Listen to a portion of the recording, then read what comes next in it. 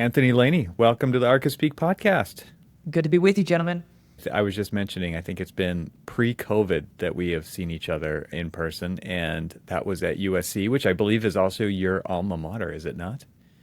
That's right. I graduated from USC, and that's where I met my wife, and it's been really good to me.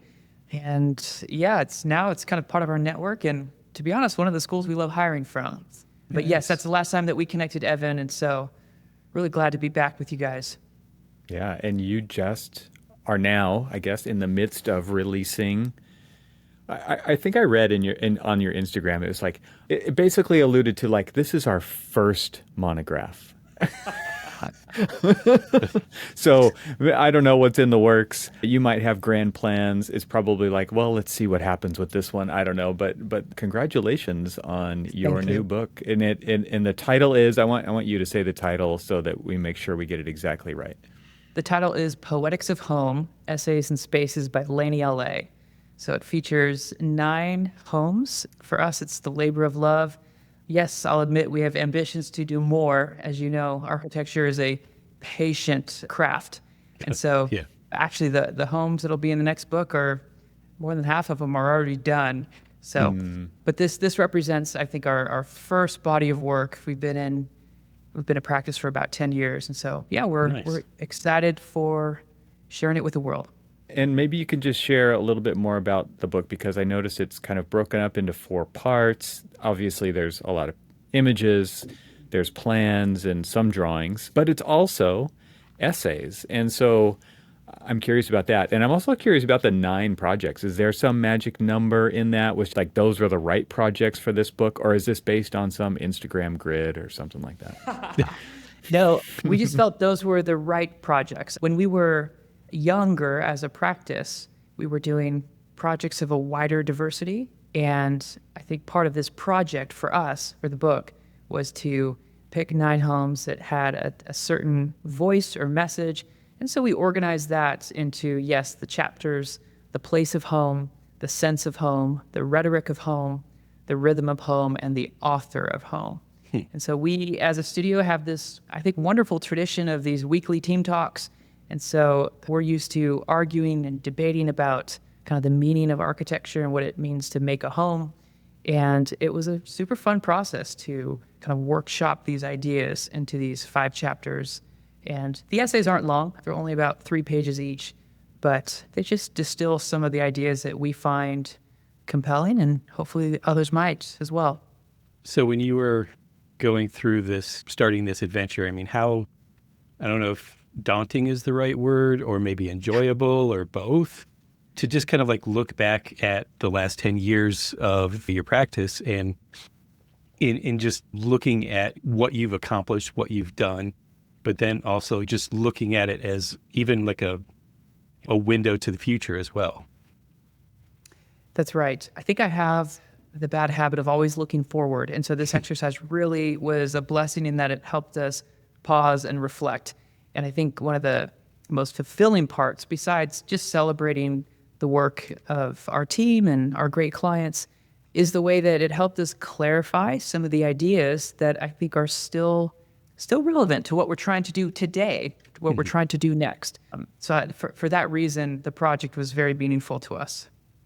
Can you talk about that workshopping that you were just mentioning? I mean, I know from following your Instagram from early on, I mean, Instagram is probably, I don't know, you've been on it for at least as long as your practice has been around. I know you were very social media forward when it came to not only like the projects, but also the behind the scenes of the projects. And so I was aware of kind of projecting the big stuff on the big wall in the studio, and you would have a big word up, and then you did a lot of cool stuff in Keynote. And I remember just talking to you about this stuff, and I always thought it looked really clean. And you were like, well, it looks clean because like one of our rules is to be fast with this kind of stuff. I thought, oh, that's super insightful, right? It's just like a fast, clean, right? And you don't spend a lot of time crafting the stuff that has to go into the process of getting the work done, but also kind of like bringing these ideas to the surface. So can you talk about that workshopping that you do with your team out in the open? Kind of,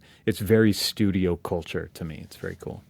Thank you. Yes. So we do have this weekly team talk, and I used to present them always, and now all teammates are involved. And so it's moved from Monday mornings to Friday at the end of the day. But effectively, we're taking a topic that inspires us, and we're trying to put into words and images like why we feel this is relevant, why it's kind of worthy of our passion. And so we just have literally hundreds of hours of practice talking about the ideas that are either architectural or adjacent to architecture. And the reason we started doing it was just a safe place to share what inspired us, but also it became kind of like a training wheels for our younger designers to just get up on stage and to have some executive presence. That was amazing.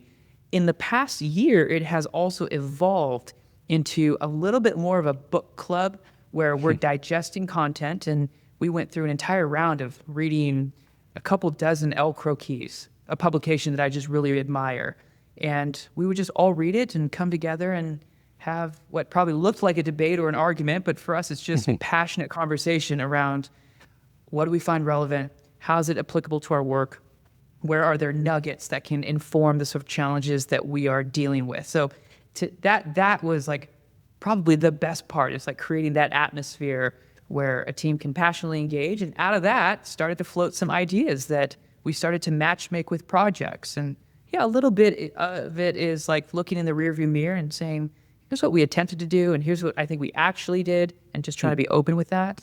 And part of it is just solidifying our own convictions around how to make projects as meaningful as possible and putting those into words.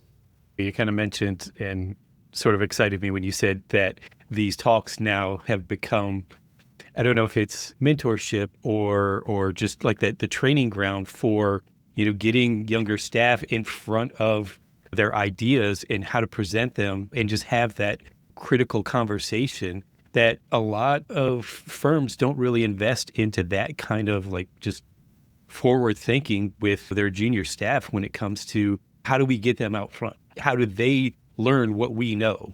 Yeah, we are a young team, and so most of us would consider ourselves junior staff. But yes, I think that it's not uncommon, in my opinion, both judging from my time in school, around school, and in the practice, to have a very, very talented designer who can create something that's multidimensional. But it's a very different skill set to tell that story with a beginning, middle, and an end, and to judge the connection that you're making with a small audience. So that there's like a design to that in itself. That's a type of project. And so it's just so fun to put in those reps, because at least in my little world, the quality of my service is judged based upon these 90-minute meetings with clients. That is, the success of the architecture hinges on their ability to perceive value. And so it's a significant part of the game that we play. Yeah.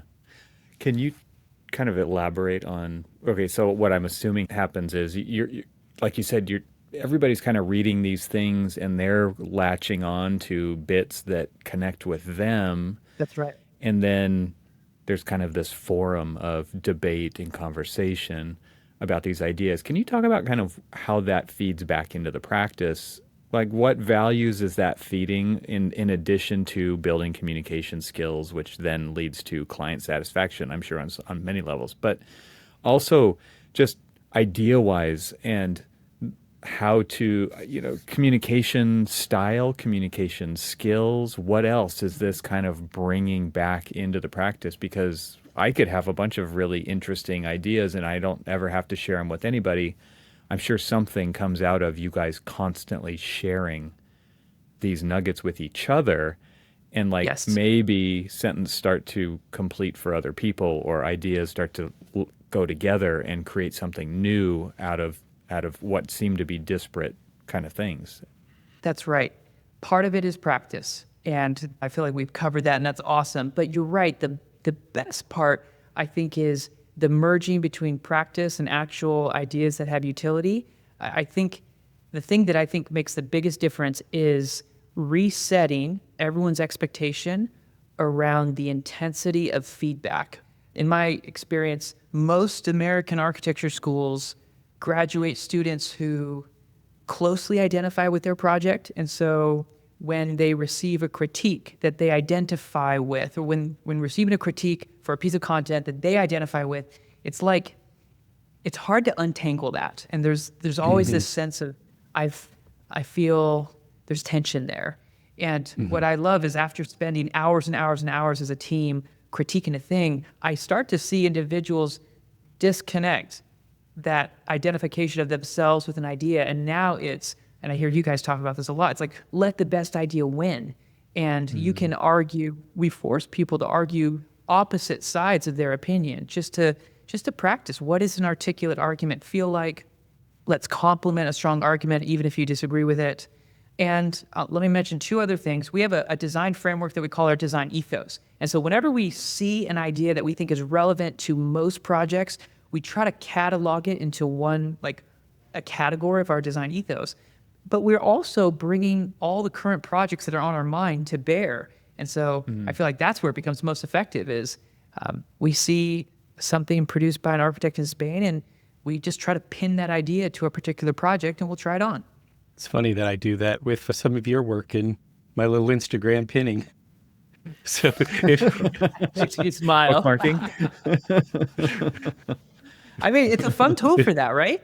it totally is. In fact, now I've got it filed. It's like architecture ideas, big picture ideas, details, architectural academia, things like that. And it's just like anything that just kind of like sparks this idea, like, ooh, I want to share that with my students, or ooh, I want to share that with my coworkers. We're going to make a soundtrack of just clips of Cormac saying, ooh, ooh, ooh, ooh. Yeah, thanks. Yeah. That's the inspiration spark happening. It was, real-time sound effects. I say so, that. So talk about these 5 different chapters, and really, like, where did those come from? Why did you decide to land with these different aspects of what a home is? I am very much inspired by literature. There's a book called The Poetics of Music by Igor Stravinsky, and he unpacks the beauty of constraint and so many different themes that he is exploring through the lens of music that I think it's so easy to borrow into architecture. I'm also a big fan of the Poetics of Space by Gaston Bachelard. I might be saying that wrong. And so for us, we knew the theme was home. And the word poetics, it actually means making. And I know a little bit about you guys, and I know that you love the craft and the process. And so even though perhaps most readers will associate the word poetry with a short phrase that rhymes, for us, it has that Greek origin, poesis, which relates to the craft of making. And that was that. So that was the origin for us saying, okay, in this realm of the making of home, what are the different aspects? And so for us, it was place and rhetoric and authorship and meaning and sense. And it probably took about a month and a half to debate the framework for that. And once we had that framework, then we read as many books as we could related to those topics, started building a shared bibliography, and then we would just have these early morning meetings where we start to debate ideas. And it was just an exercise for us in how to speak about ideas that were both relevant, inspiring, and could like pull out things that were true of the projects that we had professional photographs of. You speak of we, and sometimes it's the proverbial we, or am I assuming that your firm, like everybody involved with your practice, had a hand in the creation of the book? Very much. There probably is a bell curve distribution in that I'm like the wildest, most passionate one, but we have several just incredible individuals, many of whom were instrumental from the very beginning to the very end. So yes, it was a plural effort, and that's just our vibe. And yeah, it was a fun part of it. And the reason I ask is because it really seems like it's not a me place. It's a we place. And that, you really do take to heart everybody's ideas, everybody's, input from, things that I see on Instagram to just, I've got your, website pulled up on one of my screens here. And it's just like, it's all about like the collective, and it isn't, so.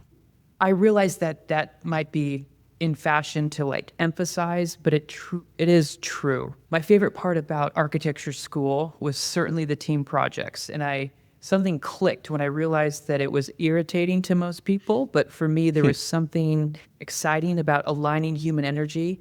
And I'm not the greatest designer. I'm more of a thinker, and so I just have the good fortune of surrounding myself with incredible designers, and I truly think we are stronger together. We talk a lot, we think a lot, we read a lot about the dynamics of teamwork, and I think the more I can understand what my strengths and limitations are and someone else's strengths and limitations, that can be this exciting puzzle piece. That's probably my favorite part of a project, is building the right team to try to outperform pound for pound whoever, fictitiously we would be competing with. Nice. I am so glad you said that, and I am so making my students listen to this, because this is their first real group project, and so many of them, really don't like the group project. And the first Most time would probably agree. Yeah. Yep. Yeah. yeah, and so the first time that I started teaching, it was such an adverse reaction to this whole teamwork and team dynamic and things like that. And I realized that we didn't tell the narrative of why teamwork is important. And so when we came back this year and we started talking about it, we started talking about the why. I mean, that even if you're a sole practitioner, you will never be going alone. You will always be working as a team. And architecture is enriched by, the voice of many, not just this kind of like solo effort. So I'm glad you said all of that, because I'm sure making this part of the syllabus now. Nice. Or extra credit. That will be extra credit. Anthony, can you talk about these? Let's start with the place of home and what you're getting into in the place. I know, like, even in the name of your firm, it's like Laney LA, and that doesn't stand for landscape architecture, right? It's Los Angeles, right? I mean, you guys are Right. very much about a region, a place. Like LA's huge, right? But I know you're at the beach, and that the opening picture of the book is probably kind of one of those. It's like, that's what I think of when I think of California, kind of a thing, Southern California specifically. That's exactly right. I know a lot of architects probably have visions to touch the world in a way. And of course, we all love traveling, but I love that I can go to, not exaggerating, 12 job sites in under 30 minutes. We really Wait have a second. LA traffic. Come on. No, well, so I'm at the beach in LA, and if you imagine a map, so there's the beach city south of LAX, the airport.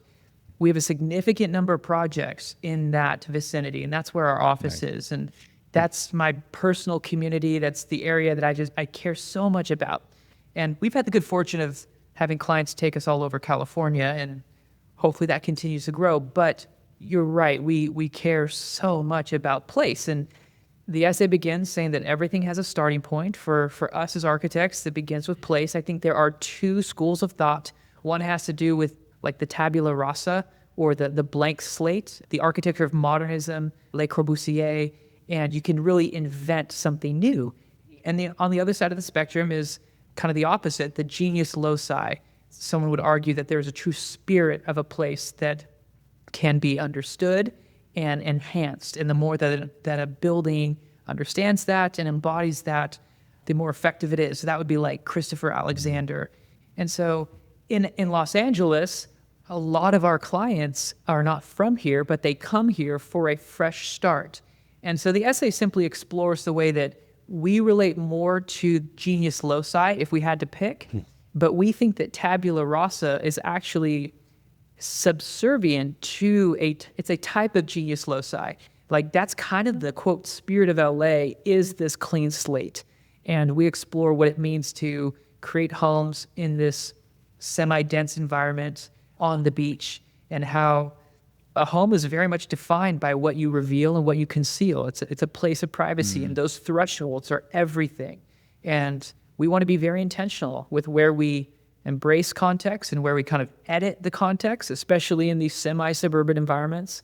And so we simply share our perspective on Los Angeles and the different philosophies as it relates to architecture and place, and try to just share our perspective on that. Very cool. I'm curious how that starts to branch into these next, because I haven't had a chance to read these essays yet. But then you get into, like you talked about earlier, these aspects of what a home is. And so take us into the next category with the sense of home and what that's about. Okay. I think that architecture has a type of visual dominance. That is the sense that is probably easiest to recognize. And when working with our clients, we try hard to not allow that to create just an image, but as I know you share these convictions, we want homes to have a sense of wholeness, which includes the kind of the sounds, the smells, the touches, but also the way that a space connects to memory and even, what's the word, like the habits or the rituals of a home. And so for us, when we kick off a project, we know that there is not a chance that we're going to overlook visual inspiration images. Our clients will bring that no matter what. So we don't ask for them. What we emphasize has much more to do with what makes them feel a sense of restfulness and what are the memories associated with hosting or vacationing or returning home.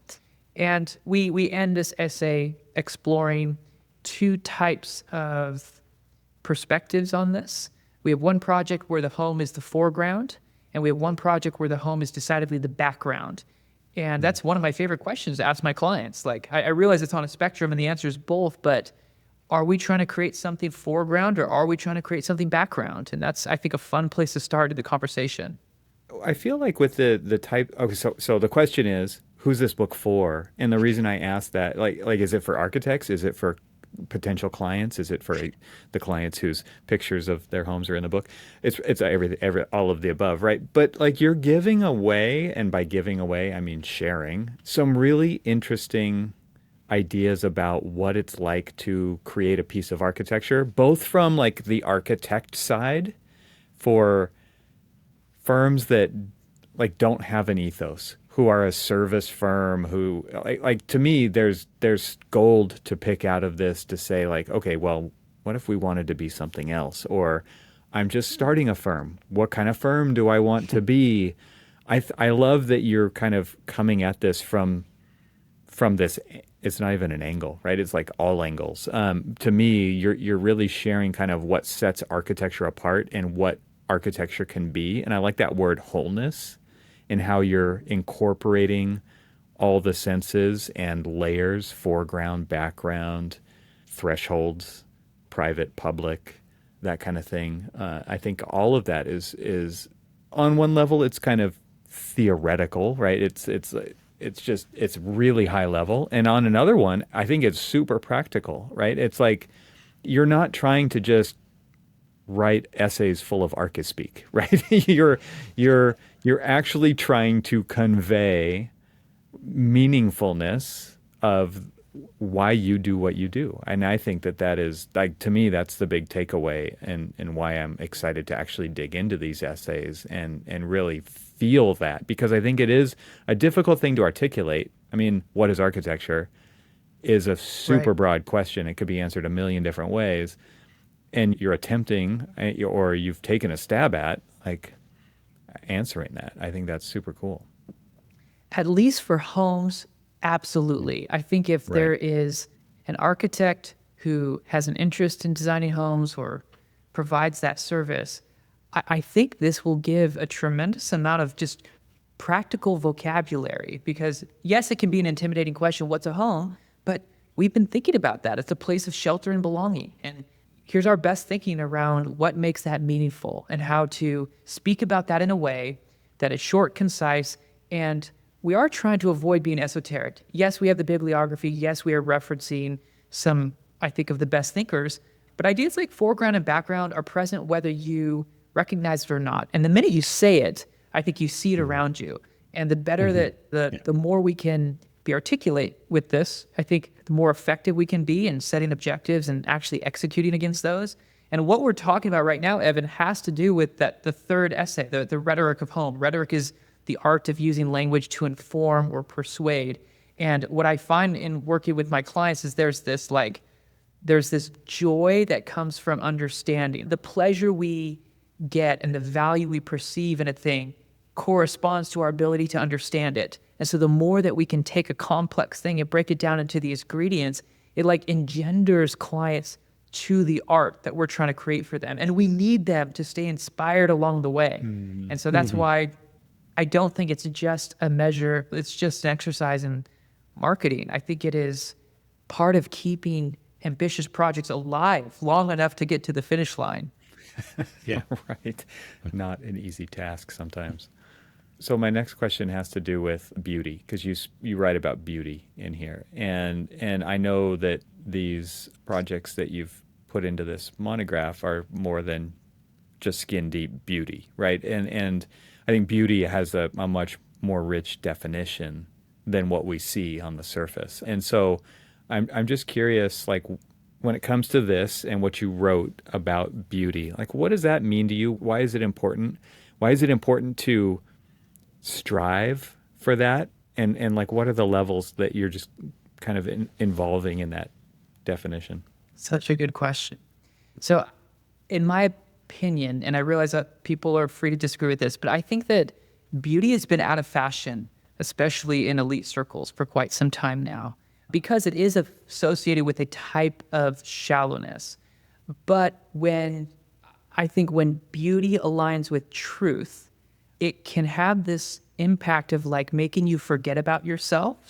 So it's that sense of awe when you see something that is, truly inspiring or truly beautiful. And so I think that is worth pursuing. And I will say that we don't aim directly at beauty, because then I do think you might accidentally land on vanity. So we do aim at truth and goodness, and beauty. But we also don't apologize for wanting to make it truly beautiful. It's not only beautiful, but I do think that at least in the homes that we do, we are trying to give people goosebumps. We want them to have valence is the whole emotional experience. We want the valence to be truly positive and attractive.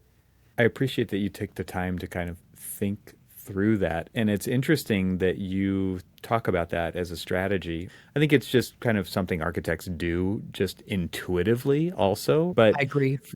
To actually take that and kind of create this alignment of those three different parts that you're talking about, right? Mm-hmm. Beauty and truth and goodness. And I'm just curious, do you have any examples of maybe how those have manifested in these projects?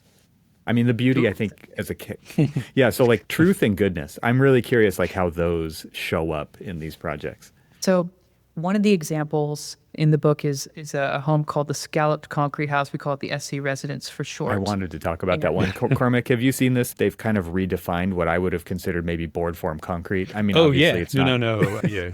You're not going to take my board form concrete away, Anthony, but I love I remember when you guys like were pulling the forms off of those when you were sharing that information back in the day. And I'm just like, I can't wait to see the final product here. So I'm just bringing that up because the scalloped concrete, it's incredible. So continue. Sorry. I appreciate that. We're very proud of it. I feel like that project is a project within a project. Just doing the concrete took a Herculean effort, and I'm glad that we played a role in a big team to pull it off. So I'll do my best to connect beauty, truth, and goodness to this. So in my opinion, the reason, Evan, that you're excited about it has to do with you intellectually know what it takes to do something that defies expectation related to the tectonics of concrete. I'm guessing that's what gets you excited. Yep. I'm guessing that's very different than what our client got excited about. Our client said, hey, I'm inspired by tropical architecture. Can we use bamboo to make concrete? I feel like it would be like a wave, right? It's got this soft texture. So it's just a very different starting point. And I feel like the best projects, they are intellectually stimulating, but then they are also physically stimulating in the sense that you can speak about it and you can also experience it. And if I'm leaving out goodness, I think maps to function. So the concrete is the structure of the house.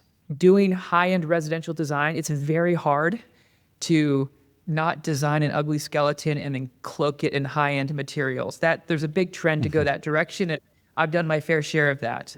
And so for the structure itself to be the finished surface, to be the art, and then to enable someone who is not in love with architecture to stand next to it and just immediately want to touch it, want to like have their hands rake across the surface and to Yeah, pause, good. I think is something that we're proud of. But of course, the architects geek out because they know we had to take the formwork, draw it from the inside, map out every outlet, every attachment to the stair.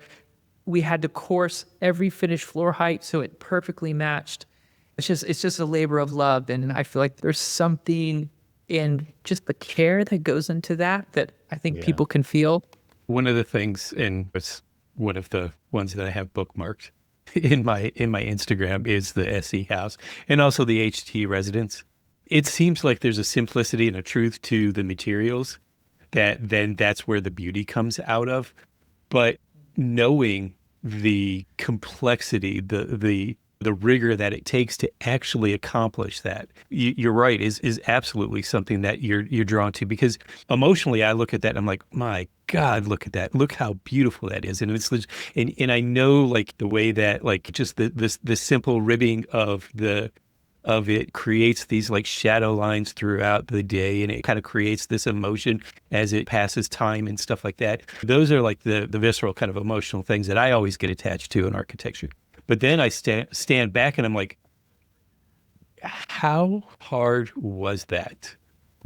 You know, and then you appreciate it at a completely different level.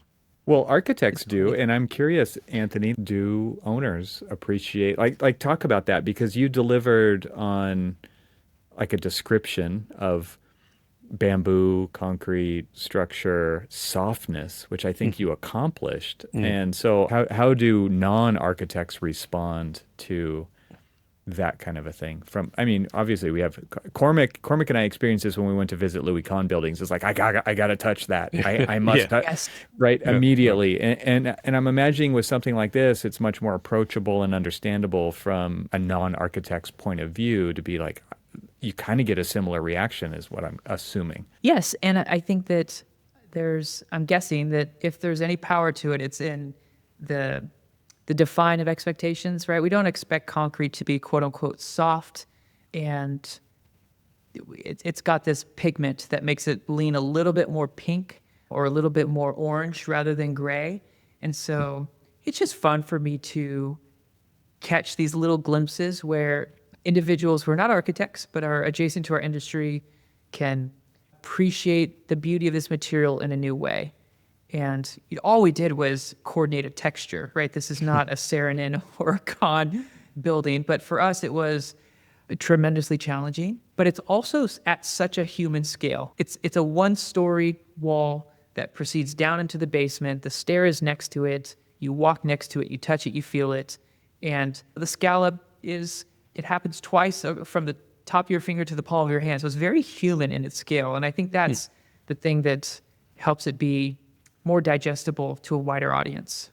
You're absolutely right. I mean, I'm looking at the stair shot right now, and that stair shot, not only it's just there's so many several layers to it, but the biggest layer is really just the fact that the concrete itself doesn't feel like concrete. It's broken down to that human scale, exactly as you said, and it doesn't feel overbearing or daunting or anything like that. And even when Evan and I were in New Haven, Connecticut, and we went to the British Arts Museum. And the thing about that kind of made the concrete feel different than what you would normally expect concrete to be was how absolutely just baby bottom smooth it was. Butter. It was funny because Evan was hugging a Rudolph across the street.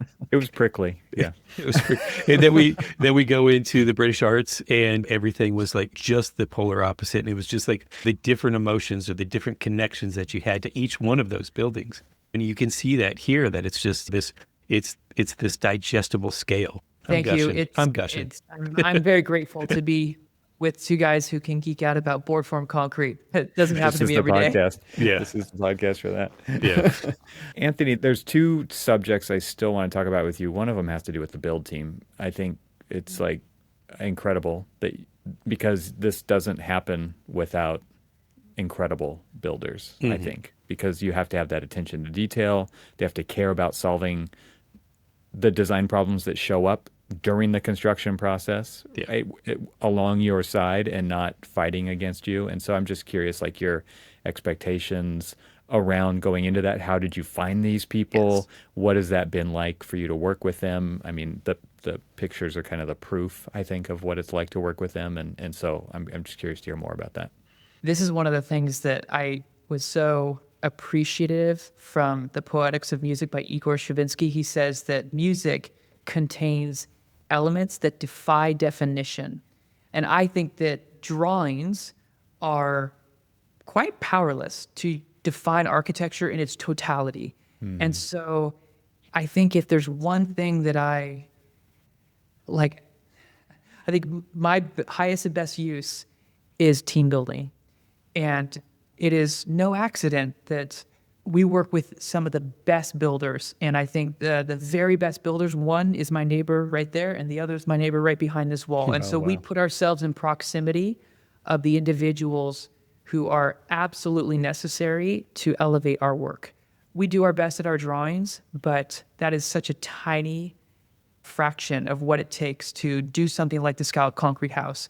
And so from just the care of the general contractor all the way down to the skill of the subcontractor, all the way down to the personal relationship that we have with the laborers, it is absolutely essential. And I just think that team building relationship dynamic is a little bit underplayed. The process could not be, it is such a gross oversimplification to say that the architect draws and the builder builds. At least in my world, the overlap and the synergy is so wonderfully intense. And again, to reference the Poetics of Music, it's like, the conductor's going to write it, but it takes an entire army to bring it to life and to play it. Right. Well, I mean, that goes back to what you were talking about as your design ethos. I think what I'm getting more and more of as we talk is that collaboration is equally amount of your design ethos as anything else is. From how you put the book together and how you, on your Friday afternoon chats with your team, and just the way that you're explaining the dynamic with your contractors and everybody else and the client and everybody else. You don't have successful projects like these without 100% buy-in, but 100% collaboration all the way through. That's right. Commitment. I see a lot of commitment here. Oh, absolutely. Yeah. Yeah. And it's a team sport. And so the chain is only as strong as its weakest link. And if we're only looking out for ourselves, you're not going to build those deep relationships. Our very best projects are in many ways projects that started years ago on other projects. And it's that forming of the team that we're now finally ready to accomplish something that we probably weren't ready to do a few projects ago. Yeah. Can you talk about that relationship building? Because if Cormac students are going to be listening to this, I want to make sure they are. that we get something in here. The good ones are listening right now. You're talking about relationships and how relationships take investment, right? And the payoff, you're seeing the payoff years later. These projects take a long time to begin with, but to do multiple projects with the teams and to learn together, to gel better over time, to be able to collaborate at higher levels. Can you talk about like just what kind of investment you're putting into those relationships to realize these kinds of projects?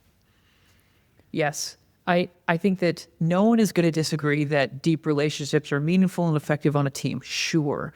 But why does that actually matter? Like in theory, two very professional strangers should be able to do work together. My answer to that is it has to do with speed, which will eventually relate to quality. And so when I'm working with someone who I truly, truly trust, I am going to be totally unguarded in all that I share, all that I say is good and not good. My feedback is going to be totally unfiltered because I know they have my back.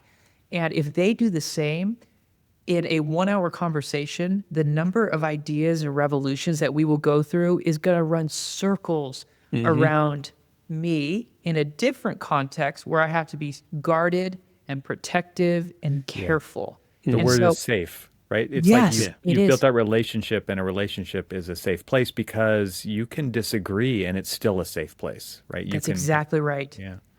Because it's not interpersonal conflict, it's idea conflict. Yeah. And so even though two strangers could do great work and they sure could be high performers, I feel like we are in an iterative practice, an iterative art where mock-ups matter and we're searching for something that is truly the best thing.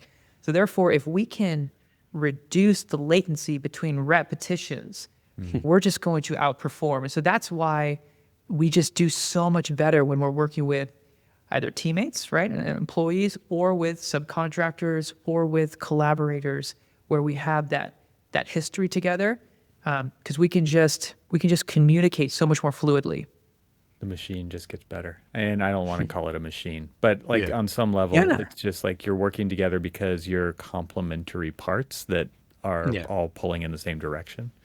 Yep, that's So right. I guess my final category of just something I wanted to talk about was, I mean, I look through this book and I kind of go back to the beginning of place. And then I think about Laney, LA, and I look at all these projects and I'm like, yep, California, yep, like super California. But there's still a range in these projects of Yeah. how they come across, right? Interiors and exteriors. And so I'm just curious for you, like, what is California architecture? Did you choose LA on purpose? Did you or were you just there and that's where you decided to start this practice? Or is this something that is like so innate in you that you can't do it? I don't know that you even want to do it somewhere else. I'm just curious about, because I hear some architects talk about like the affordances that California offers to architects with indoor-outdoor connection and integration and all of those kinds of things. But I'm just curious to you. You're on the beach. A lot of these projects, like you said, they're right around you. How important is that to you to like give it a California vibe, or is it just kind of the architecture is actually just saying that, but you're not programming it that way? Wow. A lot of good questions. There's Because too many. we are in it, because we're in it, I'll admit, I don't often think, how do I make this feel Californian? So it might just be in my DNA because DNA. I grew Well, up yeah, here. I think that totally counts. Yeah. But about half of our clients live here, and it's probably also in their DNA. But the other half are moving here, and these are retreats. They're second homes. They're very special places of retreat, escape, and rest. And so in that sense, I can detect in them a fresh eagerness to truly make it a California home, right? It makes no sense for them to leave Boston and to come to California and not And then- feel that sunscreen smell and the salt air and all that. So, and if there's a diversity in our work, it probably comes through in the essay we wrote on the authorship of home, where we just truly embrace a model where our clients are fully active participants in the dance of design. I realize that great architects can have a very different approach, but at least for us, we cherish and kind of admire the intelligence of our clients, and they are a significant component to the way that we create and iterate together. And so that just creates, I think, a diversity of results rather than of a more recognizable signature. What was interesting is, as Evan was asking that question, I think you are Californian. You're from there, right? You born and raised there. So, Yep. I mean, it is your essence. You are the genius. Can't get rid of it. Exactly. The genius loci of the place is you as much as it is. I mean, you're informed by the place is informed by you. And so Totally. really, you're either sharing some commonality with people who are of LA, and then there's the people who are seeking it out. You get this opportunity to share your understanding, your vision, what you feel LA and California is with somebody who's new and exploring and discovering, and you get that opportunity to discover together. Yeah, it's such a privilege. And I think you're totally right. You probably saw me nodding profusely a minute ago, but I do think that As architects, we create place, that place that has an impact on us. And at some point, it's hard to really separate, like, how does this all work? But we know there is this two-way street of influence that's happening. And I think that's one of the reasons why it's so special to create places. Yeah. The word that came to mind when you were talking about your clients, Anthony, was respect. And Yeah. like, you have this utmost respect for, obviously they're positioned to hire you to do an incredible thing, but also what they bring to the table as far as ideas and collaboration. And I think it's interesting to think about a service industry respecting its clients the way that you just talked about them. Because I think a lot of times, and this is a general statement, but it's like, we got to do this thing for these people. And I mean, how many times have we heard, like, educate the client, right? How many times have we heard? And that it has an air of, like, derogatory Arrogance. statement, right? Arrogance. There you go. And what I heard from you was the opposite of that. And I think that is just something that is also a really important point for the students who are listening, and maybe the people who are practicing who need a reminder that, like, you are providing a service for somebody who is, like, they're doing so much for you and you are doing so much for them in return. And that mutual respect, I hope, is something that we see more and more of and not less and less of, because we live in, like, a polarized society, right? Yeah. Easy to put your hand up and like block people out. But what I'm hearing from you is like, wow, we really have this respect. You cherish that relationship that you build with them over that time. So I wanted to kind of just sit on that for a minute. I appreciate that. It's certainly true. I know a lot of incredible architects who do see their clients more as patrons. It's like, write the check, and the best patrons are the least involved. And that can create some beautiful art without question. We just subscribe to a different framework where, I mean, these are homes, right? These are, we're not designing museums or libraries, so maybe the patron model works more over there.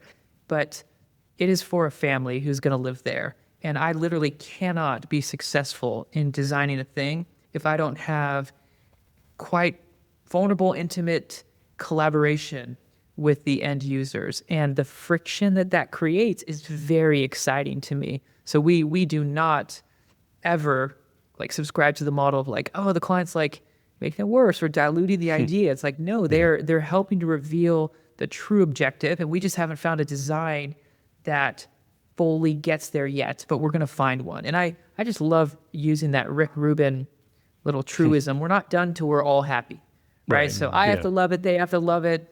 That means it's going to take a while, but we're going to get there. I feel like one of the most, I don't know if offensive is the right way to explain it, but offensive things that I've heard in our profession is that the clients are the ones that kind of get in the way and slow down the process and all of this other stuff.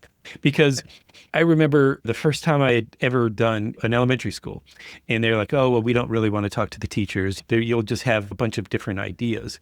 And I'm like, well, that's what we need. That's what we want. I mean, because they're the ones who are living in this space all the time. So they're the ones who actually know how it's used, how it should be, how it functions for them, how they can actually craft and teach and do their job in the space that, we help create together. And I was always taken aback by this kind of very arrogant kind of notion of the patron. No, don't worry. I'll tell you what you want. I'm with you. Yeah. Well, Anthony, lightning round question. Where am I supposed to put all my crap in these projects? The curse of photographing modern architecture, it really shows that there's, maybe you've omitted those photos, but I don't know where I'm supposed to put my junk. That's funny. Yeah. So some of our clients, like the HG residents, they truly are minimalists, and I so admire the way they do it. And other clients how is that have possible? Yeah, I don't get it. Most of them have real lives and vacuum cleaners, the whole deal. And so I realize this might be a clunky term today, but thinking about the service and the serve spaces, where do things go? How to make it, when it's minimal, it usually means a lot of work went into making it feel that way. And there's this whole machine behind the scenes in terms of infrastructure that make it work. And I'm clicking through the HG Resident right now, and you see where you can put it all, but it also, it's so hidden. It's all about the living. It's all about the space. It's all about that other stuff that I don't even know where to go from there. It's just, damn, I say, Anthony, damn. It was the lightning round. We weren't going to spend a lot of time on that. All right, sorry, lightning round, fast answers. All right, I have a question, because I watched an interview with you, and you were talking about your opportunity to live in the Gamble house, and so. The very first book that I ever purchased for myself on architecture was a Green and Green book, and prominently featured the Gamble mansion. And I've always been fascinated, always been amazed at it. I took kind of like this self-sojourn out to LA one time and had to seek it out, because it was like the first thing that I'd ever seen in the pages of an architecture book. So how, why, tell me more. Awesome experience. As a senior in architecture school, there was this like scholarship where they would pick one undergraduate and one graduate student to live there. So you live there, and your responsibilities have to do with setting up for events and participating in the tours. You just care for the grounds, and you also provide some security, because it's just good to have people there at nighttime. So it was such a joy. And I think about in 1908 to invent something that simultaneously was native, but like so new, and 100 years later is so timeless. Yes. I mean, what an accomplishment. And I admired it before I lived there, but living there, I saw how much like humor and quirkiness there was to the structure. There's a downspout that goes around the beam, and then 10 feet over, there's a downspout that goes through the beam. Yeah. And they're just like playing with the craft. It's whimsy. Yes, yeah. There's a lightness to it that, it's just unbelievable. Truly a work of art. So how did that experience, and just being exposed to that whimsy, but that level of craftsmanship, that level of detail, just the thoughtfulness of the design, I'm asking it as if I don't already know the answer, that experience has kind of helped shape your sensibilities, your design practice, your everything. Well, home is the one-word answer. It's that suddenly I was convinced that there was no end to the creative pursuit of doing a home.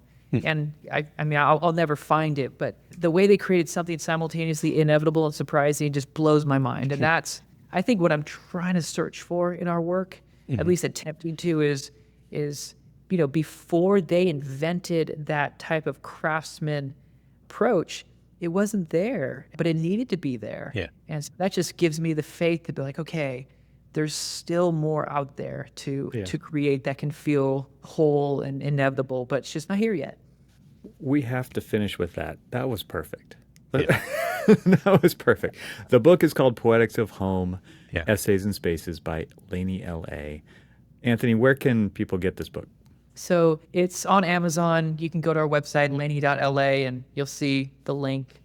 We'll be announcing a few events coming up. But yeah, I'm excited for people to have it. And if you're in LA, come visit us. Thanks, Evan and Cormac. Really excited to reconnect with you guys. It's a great reason to talk, for sure. Fantastic to have you on.